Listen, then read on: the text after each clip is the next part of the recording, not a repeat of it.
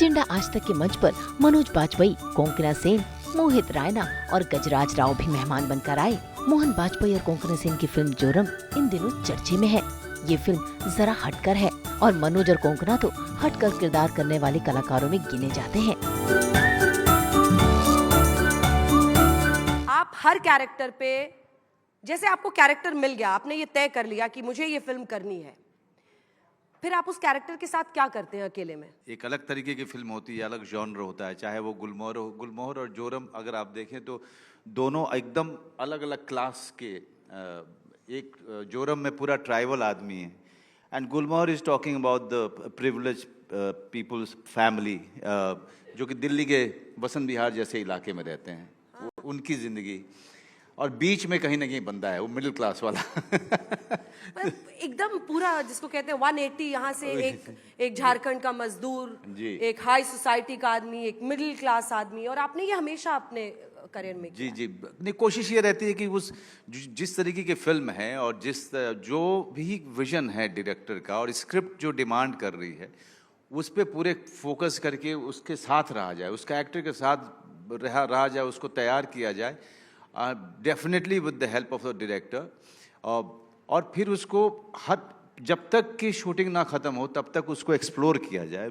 No that's the whole thing, क्योंकि ये never ending होता है। ये कभी हो ही नहीं पाता है कि मैंने तैयार किया या मैं डायरेक्टर के साथ मिल करके रीडिंग किया, सारे एक्टर्स ने मिल के रीडिंग किया और कैरेक्टर तैयार हो गया। एक्चुअली होता नहीं है, बिकॉज वहाँ शूटिंग जब शुरू होती है तो एक अलग ही प्रोसेस शुरू हो जाता है उसको खोजने का, उसको एक्सप्लोर करने का।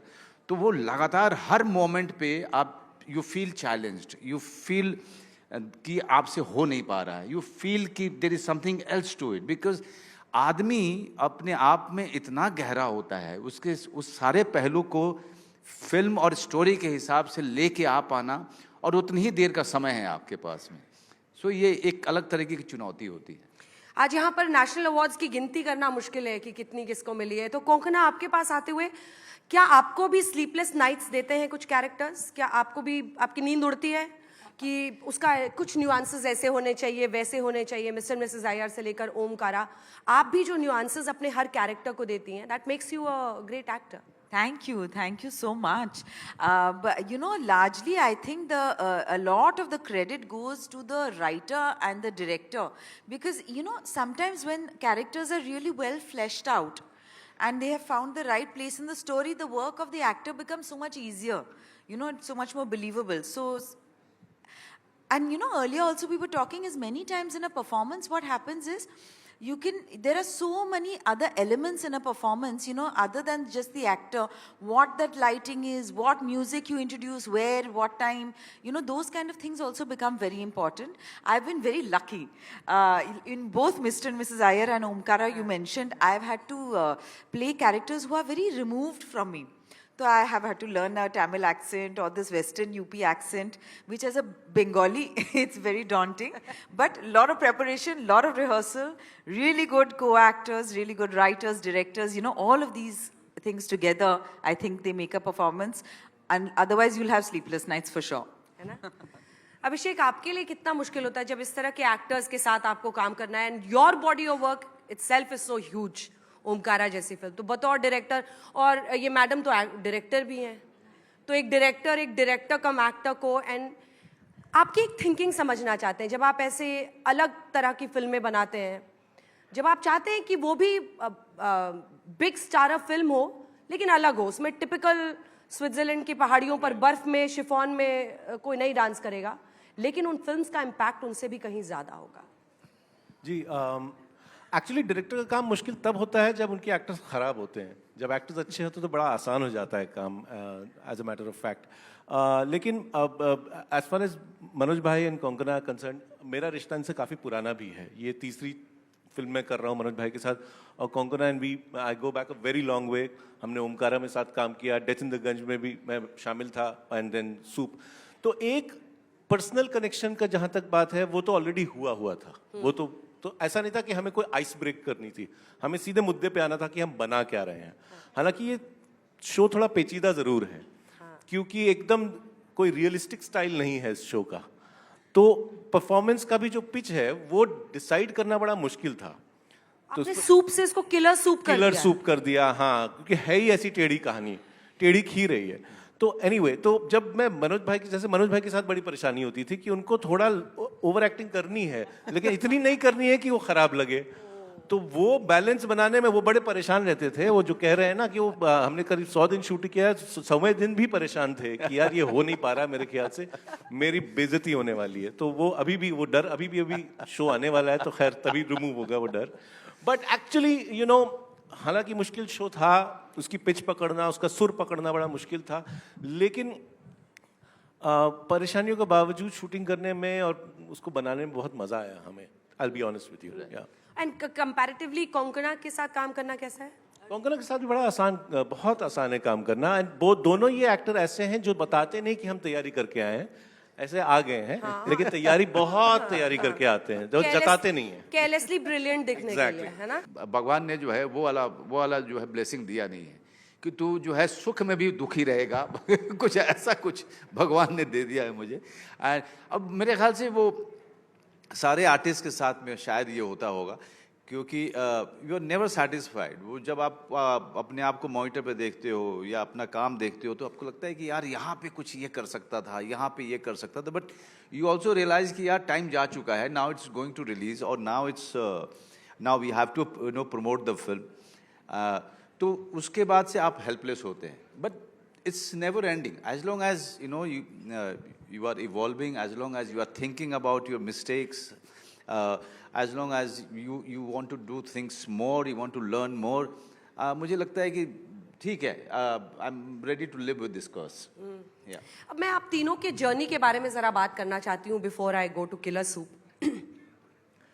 मनोज जी नरकटियागंज से, आप कोलकाता से, आप रांची से। बहुत आसान तो सफ़र रहा नहीं होगा, फिल्म इंडस्ट्री में जाना, अपनी पहचान बनाना, अपना काम करना, और आप तो वहाँ से दिल्ली आए। और एनएसडी वाला पूरा आपका एक्सपीरियंस बहुत ज़्यादा एक वक्त पे ट्रॉमेटिक भी बना। हाँ, और अब भयावह। और आज वो दिन भी है जब आप विजिटिंग फैकल्टी के तौर पर पलकों पर बिछाकर रेड कार्पेट से वहाँ एंट्री करते हैं। शायद बहुत सारे ऐसे लोग होंगे जो एस्पायर करते हैं। तो वो जर्नी जो उस वक्त था कि एनएसडी में किसी तरह से हो, पहला साल तो बहुत ही मुश्किल था। बहुत मुश्किल था, बहुत ज़्यादा। Just to come to terms with the rejection, because मेरे पास प्लान बी था ही नहीं। तो मैं अपने गांव में 14 साल की उम्र में मैंने एक इंटरव्यू पढ़ा था नसीर भाई का और फिर राज बब्बर साहब का, और सबके सब यही बोल रहे थे कि यार नेशनल स्कूल ऑफ ड्रामा करके वहाँ डिप्लोमा मिलता है। तो पहले तो मुझे समझ ही नहीं आया कि थिएटर में डिप्लोमा कैसे मिल सकता है। मेरे लिए थिएटर जो था वही था जो हम लोग स्कूल में करते थे, या फिर रामलीला हम जो देखते थे वही थिएटर होता था। तो जब मैंने मन बना लिया कि मैं अपने माँ बाप को अभी बताऊंगा नहीं और ये बोलूँगा कि मैं जाकर के दिल्ली यूनिवर्सिटी से, वो बेचारे भोले भाले लोग गांव के मान गए और मैंने उनको बेवकूफ़ बना दिया और मैं दिल्ली आ गया।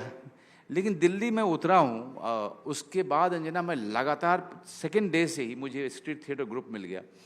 उसके बाद मैं लगातार थिएटर करता रहा, इसी होप के साथ कि मैं जैसे ही ग्रेजुएशन कंप्लीट होगा, बिकॉज वो एक रिक्वायरमेंट था नेशनल स्कूल ऑफ ड्रामा का, जैसे ही ग्रेजुएशन कंप्लीट होगा मैं उनके एडमिशन टेस्ट दूंगा और मेरा हो जाएगा। मैं एकदम 3 साल मैंने बहुत मेहनत की थी, अराउंड 420 स्ट्रीट प्लेस के शोज़, अराउंड 3 to 4 प्रोसेडियम थिएटर, इतना सब करने के बाद मैं जा रहा था टेस्ट के लिए और उन्होंने जो है रिजेक्ट कर दिया। नाउ अब मेरे पास में प्लान बी था ही नहीं, क्योंकि अब मुझे पता था कि मेरे बाप पूछेंगे कि व्हाट नाउ, मतलब अब तुम ग्रेजुएशन कर चुके हो, क्या करना चाहते हो।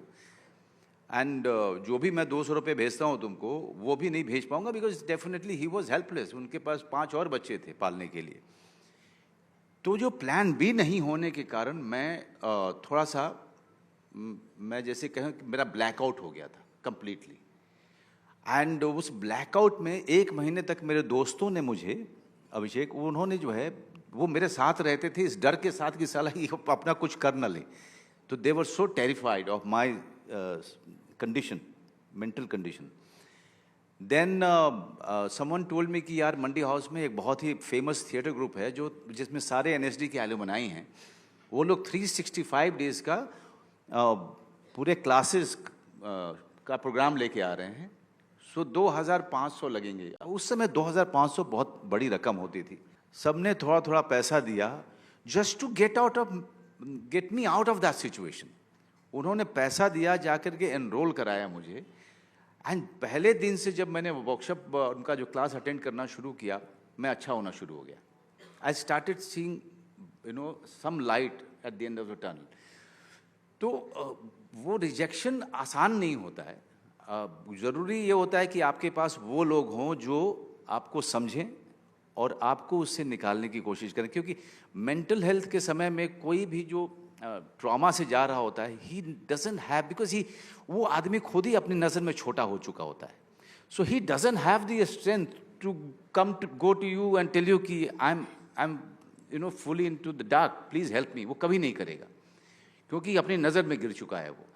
तो इसके लिए ज़रूरी होता है कि आसपास वाले लोग उसको समझें और उसको बिना बताए उसका हाथ पकड़ के चलें।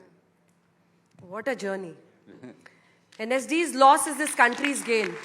नहीं, लेकिन कमाल ये हुआ कि जैसे जैसे अब NSD को मैं हमेशा धन्यवाद इसलिए देता हूँ, मेरा कोई सॉफ्ट स्टोरी इसमें नहीं है, बट NSD के कारण मैंने वो 365 डेज का जो क्लास था वो मैंने 364 डेज अटेंड किया। और क्योंकि 365 दिन नहीं हो पाया क्योंकि एक दिन बारिश बहुत हो गई थी और मैं लक्ष्मी नगर से पैदल आता था, तो रास्ता पानी से भरा हुआ था। So I could come halfway. उसके बाद मुझे रास्ता नहीं दिखा, तो फिर मैं वापस चला गया। फिर से वापस दिया मैंने सेकेंड ईयर, फिर नहीं हुआ। तब तक जो है मैं थोड़ा सा इत्मीनान में आ रहा था, कॉन्फिडेंस आ रहा था। फिर बैरी जॉन ने मुझे बुला लिया अपने पास, और बैरी ने मुझे कहा कि तुम बेवकूफ़ हो, तुम बिना मतलब अंदर जा रहे हो, बाहर सीखो।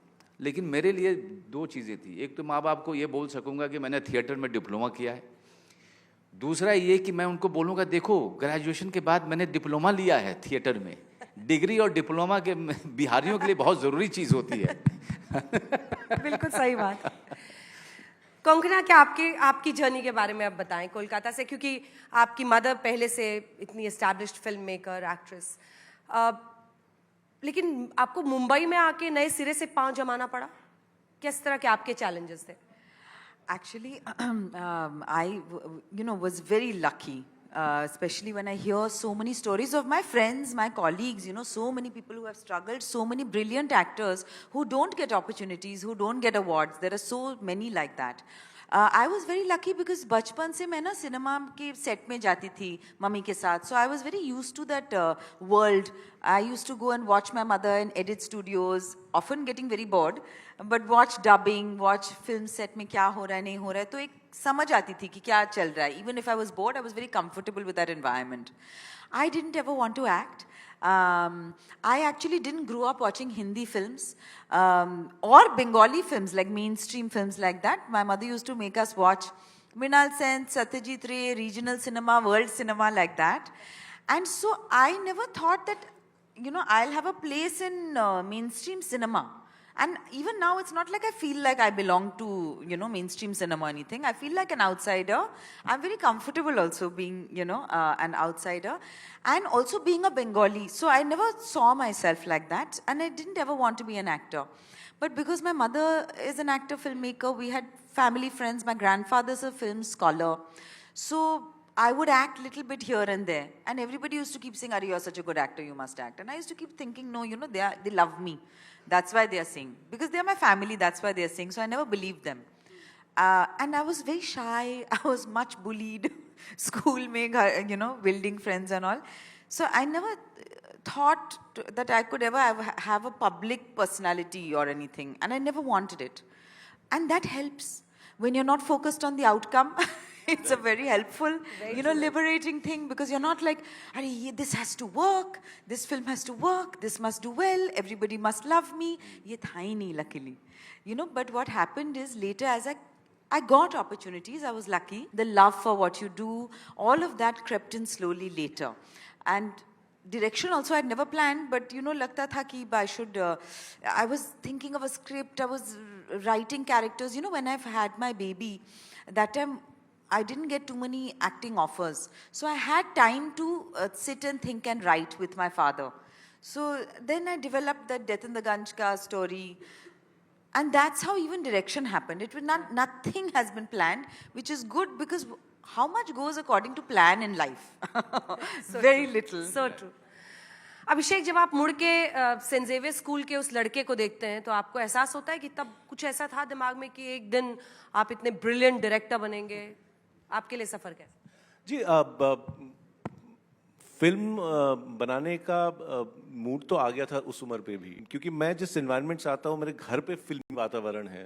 मेरे ना सिर्फ मेरे माता पिताजी बट जो एक्सटेंडेड फैमिली भी है वो बहुत ही सनीमची है। और मैं 11-12 साल का था तो मुझे लगा मुझे फिल्मों में जाना है डायरेक्ट करने के लिए, लेकिन बताने के लिए किसी को बताने की हिम्मत नहीं थी। जब एक दोस्त को बताया तो बहुत मजाक उड़ाया गया, तो मैं चुप हो गया इसको लेकर के कि किसी को बताऊंगा नहीं। बट देन जब बोर्डिंग स्कूल में गया, लोगों से मिला और सिनेमा देखना शुरू किया, दिल्ली आया, तब हिम्मत आ गई कि घर वालों से ये बात की जा सकती है। एंड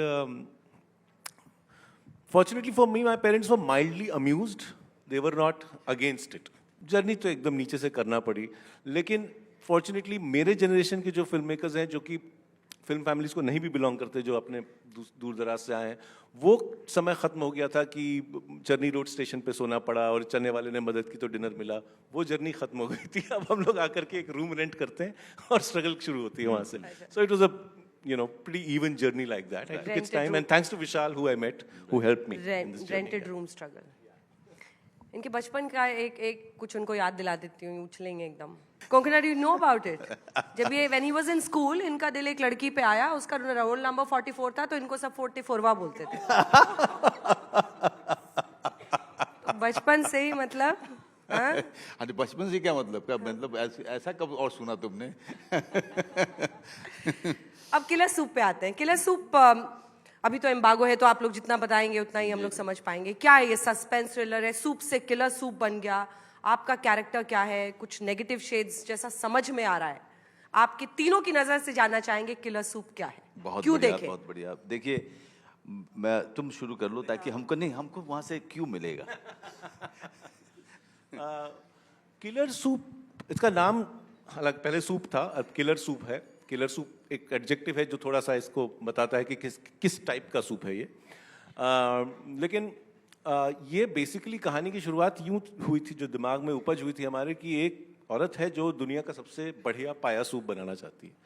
यहाँ से बात शुरू हुई। अब यहाँ से पाया से वो रायता कैसे बनता है, ये कहानी है। अच्छा, तो ये रेस्टोरेंट खोलना चाहती है, जो मैंने पढ़ा, रेस्टोरेंट अपना खोलना चाहती तो है। पाया सूप बनाकर रेस्टोरेंट खोलना चाहती है। कौन सा सूप बनाना चाहती है? पाया सूप होता है। दक्षिणी कुजीन का बड़ा फेमस वो होता है। और ये कहानी दक्षिण भारत में सेट है। अच्छा। तो ये एक फैमिली है जो बम्बई की फैमिली है, जो कि दक्षिण भारत में रहती है।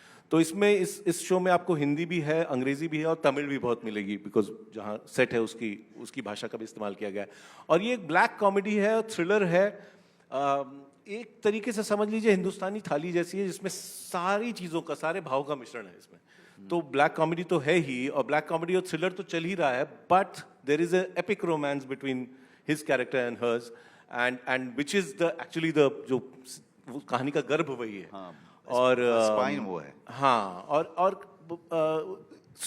सबसे जो बढ़िया कहूँ कि सबसे यूनिक जो चीज़ है वो ये है कि इस कहानी का सुर जो है वो बहुत यूनिक है। वो बहुत कम देखने को मिलता है, इस सुर पे कही गई कहानी, जिसमें आप देख तो रहे हो बड़ा खतरनाक दृश्य, लेकिन हंसी भी आ रही है। तो इस टाइप का ये एक नई चीज़ है जो आपको देखने को मिलेगी। और या मनोज भाई, आप यहाँ से प्लीज टेक ओवर। अपने कैरेक्टर के बारे में बताएं। किलर कौन है इसमें? सूप किलर है या कोई आदमी अभी किलर? आते हुए नेटफ्लिक्स वालों ने पीछे कान में कहा, किलर आज के संदर्भ में वो कहते हैं ना कि बड़ा किलर लग रहे हो यार, बड़े वो भी किलर। हाँ, अच्छा, वैसा वो वाला। है। तो किलर सूप। तो किलर सूप तो ये बनाती हैं। तो जैसा कि उन्होंने कहा कि कोंकणा और मैं, हम लोगों का एक रोमांटिक एंगल भी है और बाकी थ्रिलर है। मेरा किरदार जो है सारी कहानी का जो होता है वो सब सारी कहानी का जड़ वही है, लेकिन कोंकणा का जो किरदार है वो कैसे इस पूरी कहानी को, जब जो कहानी मैं लीड कर रहा हूँ, कैसे वो कहानी को लीड करना चाहती है और कैसे वो आगे बढ़ जाती है इस कहानी को लेकर। बाकी सारा यही है। I really don't know what to say. किसी को कुछ समझ में आया? पता नहीं, मतलब अभी एम्बार्गो है इसलिए ये इतना ही बताएंगे। नेटफ्लिक्स ने इतना बड़ा एम्बार्गो लगा दिया कुछ बोल ही नहीं पा रहे हम लोग। क्योंकि देखिए उसका बहुत एक किसी ने ये सवाल पूछा कि भाई हम नेट पे कुछ भी अवेलेबल नहीं है इसको लेकर के। आई थिंक उसको जानबूझ करके भी ऐसा हुआ कि कुछ अनजाने में कुछ जानबूझ के किया गया कि कुछ ना पता चले, क्योंकि इसका मज़ा ये है कि कोई कुछ ना जाने। इसका असली मज़ा तब आएगा जब आप इसको देखना शुरू करेंगे। ये एक ऐसी दुनिया जो है राइटर्स ने लिखी है पेज पे, और एक ऐसी दुनिया अभिषेक चौबे ने गढ़ा है सामने। आई थिंक मैंने ऐसी दुनिया नहीं देखी। मैंने इस तरह का जो कहानी इस तरह से फ्लो होती हो, इस तरह से नहीं देखा। किरदार इस तरीके से बिहेव करते हो, मैंने ऐसा देखा नहीं, ना मैंने किया है। तो इतना मैं कह सकता हूँ अंजना कि ये ज़रूर है कि एक ऐसा एक्सपीरियंस दर्शकों को होने वाला है जिसमें कोई सीन, कोई किरदार या फिर कहानी इन्होंने कभी इसके पहले ना देखा होगा, ना अनुभव किया होगा। माहौल बना दिले बड़ा का तो बनावे पड़े। কঙ্কনা আমি একটা বাংলা भी বুঝতে পারি বলতে পারি একটা यू टेल मी ओटीटी या बिग स्क्रीन, क्योंकि मुझे पता है आप भी बताएंगी कि बहुत ज्यादा नहीं बता सकते। यूर एन एम्बिशियस वुमन, इतना समझ में आ रहा है। अपना रेस्टोरेंट, हाँ, एंड इन दोनों के बाद मतलब राइटर डायरेक्टर जब कह दिया है इतने अच्छे से, इसके आगे हम क्या कहें? And even Manoj has spoken almost in riddles, so what can I add? It's true, I want to say that, you know, that my character, her name is Swati Shetty, and she's slightly grey, you know, character, which I love because I never got a chance to play any grey characters because I seem to be exuding so much integrity. You know, I always played good, earnest, morally upright women, which I don't know if I am. you feel like liberated now? Yeah, so I'm very happy. So we used to call her Shady, Swati Shady, because she's shady character. So I'm very happy to have played a little shady character so late in my career and gotten a chance to work with these two legends. Really, I've wanted to work with Abhishek for years, ever since his first film. Manoj and I have both been, working in this industry for 20 years plus, and we've never had a chance to work together. काम कर रहे हैं. Yeah, and also that Swati Shetty is actually... What is that thing about him that you think makes him such a great actor? Oh my God, what a tough question. I think maybe an understanding of human beings, of human behavior, and himself maybe. Very tough question. It's your time to reciprocate now. No, he's always reciprocating. नहीं, मैं हमेशा से admire करता था, और but ये था कि किसी ने चांस ही नहीं देना, किसी ने कोई कहानी सुनाई उस तरीके की जिसमें कि भाई कोंकणा भी हैं इसमें, इस तरीके की बात हुई ही नहीं। लेकिन जैसे ही अभिषेक ने ये मुझसे कहा कि कोको जो है वो उसका पार्ट होने के लिए तैयार हो गई हैं, इतनी खुशी हुई थी मुझे, क्योंकि मैं जानता हूँ जिस तरह का रोल भी है ये, very few actors actually could do this, could pull it off. इतना ग्रे है, इतना उसमें इतने लेयर्स हैं उस कैरेक्टर में।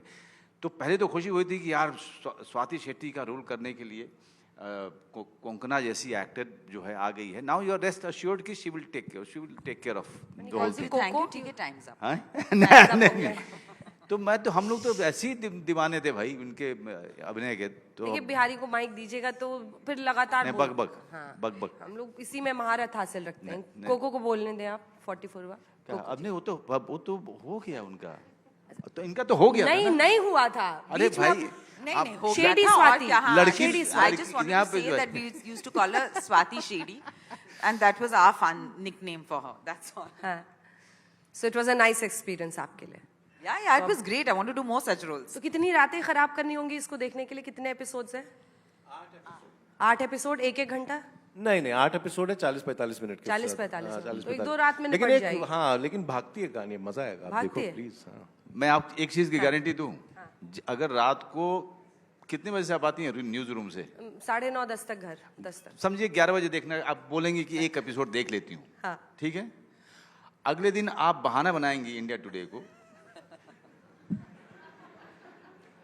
कि मैं आज नहीं आ पाऊंगी। Challenge coming now.